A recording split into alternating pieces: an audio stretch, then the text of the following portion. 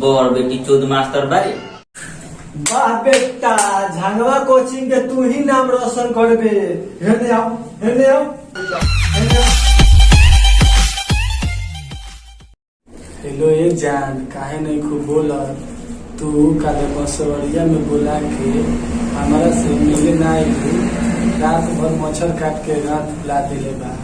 हमरा को सुना में आ रही है। एक मिनट जान, करे तोरा मालूम न खो करे हैं, कान लगा के सुनत रहलिस। तोहरों से बढ़िया मार रहे, खाली कपार छिलवा ले मिलू तो हमरा के छोड़ के और मिलवा के साथ भाग गई। अच्छा सुन ले सुना जोर से बोला ना जान, नहीं सुना तनी और जोर से बोला करे जा नहीं तो सुना।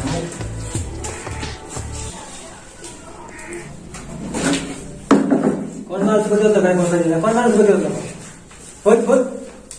हम ना बतिया तो गई सर जी, ये सारा टाइम पास करत रहा।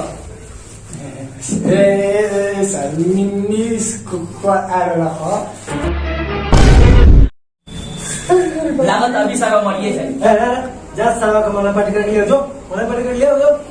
झांगवा कोचिंग के झांगवा सर के सामने मौगापन ई हम बर्दाश्त नहीं कर सकता। सावधान रहे, हमारे कोचिंग में रंडियापन ई होके के ना चाहिए। ठीक है जानवा सर। क्या बोले हरे वही सर कहाँ बोलिए सर एक मरे नु बांसवा से वही के डर से उ भाग गई। सर नए नए आ रहे हो तो बना में ना जानत रहे सर।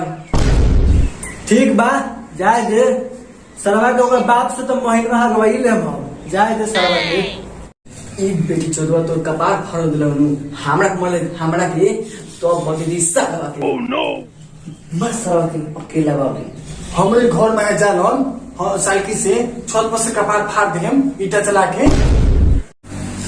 अबे देखी तो ये, अरे बाप रे तो कपार से पियर खून निकलत हौ। हां ये पता हूँ जब कपार में पियर खून निकले न घेर तियर के मुंह। देखना सरवा के गार कैसे फाड़ा तनी निकले तो तनी तू सलवा से बहर।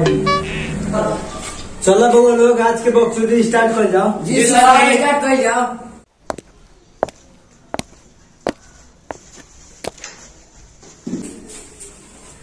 वही देख रे छाड़ा छोड़ी बाला लेट से अवतरण सो।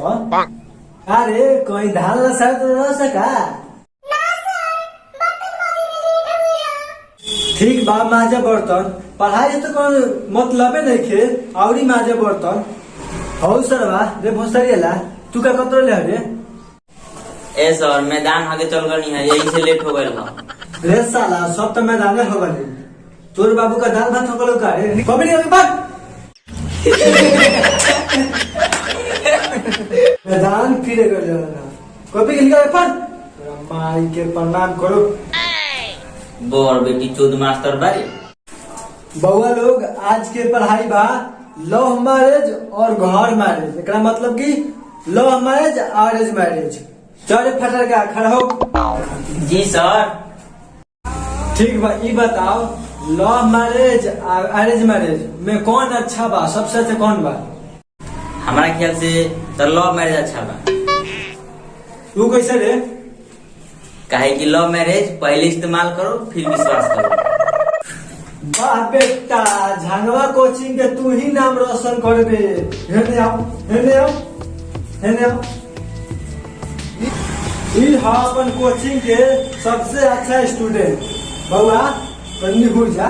जी सर। निहुर जा। ई का कनिया सर जी? हम पहले इस्तेमाल करनी हो जहाँ बैठ के विश्वास करो। साले साबुन सर्फ समझ ले बड़ा पहले इस्तेमाल करे ना फिर विश्वास करियो। ए देख ले सर जी का गान में कलम खोप दिले घरे बेटी का खून के दौड़ा।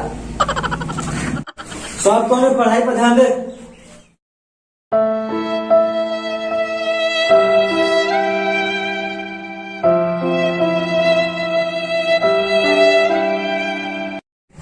सर जी कितना छोट बड़ी नंबर के लिखता जान दो निमन में हर मिल जाबे न सारा सरकिए के मर जाए। ए हाय ए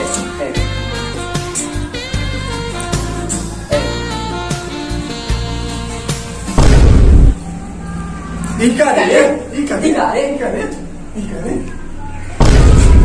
रे साला सो पढ़ाई पर ध्यान से पढ़ाई पर तो जिंदगी में समझ देबो सकले काहे छोड़ी के फ्रेंड बना सो ई कोनो मालदार लड़का पटाई और भाग जाई तू साले ओरे हिला हिला के मर जीवन रुकी सर।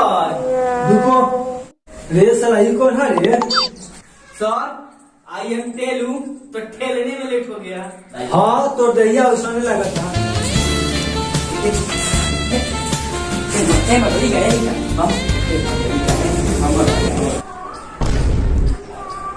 साला के ये सब के नजर खराब कर ले रे तू पढ़े वाले के नजर में कर रे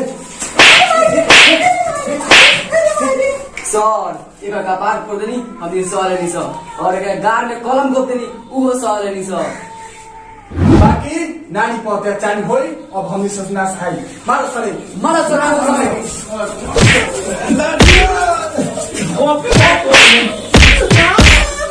नमस्कार प्रणाम हमें अरविंद अकेला और ई वीडियो क्वेश्चन जरूर बताई अगर चैनल पर नया बने चैनल के सब्सक्राइब करी ई वीडियो दिल पर ना ले कहे से कि ई वीडियो इंटरटेन खातिर बनावल गइल बा तो वो लोग वीडियो के पूरा देखी मनोरंजन करी लाइक करी शेयर करी।